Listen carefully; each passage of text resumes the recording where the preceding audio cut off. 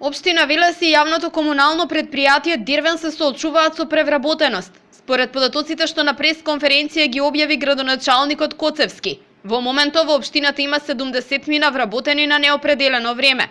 Дополнително, уште 41 лице се вработени со договор преку Агенцијата за времени вработувања. Тука е грубо прекршен законот, затоа што договорот е склучен и работниот однос е заснован според Законот за работни односи, а вработените, најголем дел од нив, добивале задачи кои се однесуваат за вработени, кои требало да бидат вработени според Законот за вработување во јавните служби.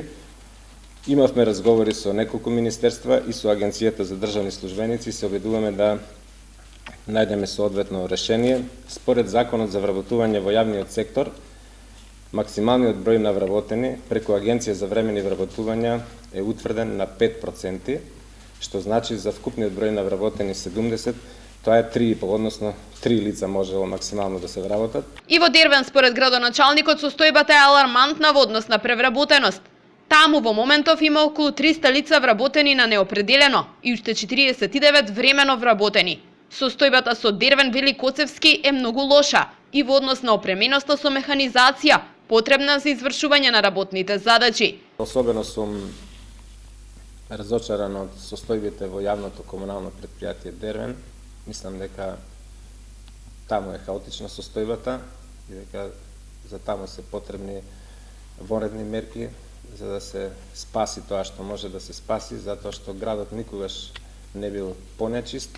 Од една страна, од друга страна, механо опременоста и камионите се во толку дотраена состојба што секој момент може да се случи да нема со што да се собира ѓубрето. Всушност они веќе позајмуваа камион од друга општина за да може да го собираат сметот.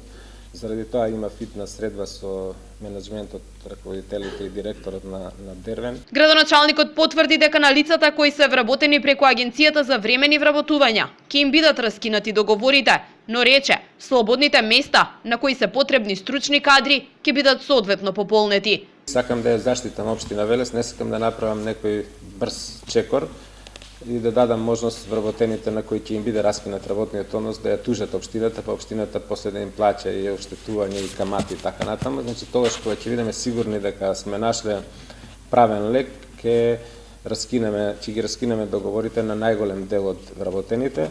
Меѓутоа одма ќе пристапиме кон носење на нов акт за систематизација и тие работни места кои суштински се потребни, неопходни, а има многу такви празни места во општинската администрација, да ги пополниме според соодветниот закон на неопределено време, што е во интерес и на вработените, а не како што било досега. Во однос на долговите со кои се соочува општина Велес, Коцевски истакна дека во наредниот период ќе бидат превземени мерки за штедење со цел нивно навремено исплаќање и непречено функционирање на локалната самоуправа.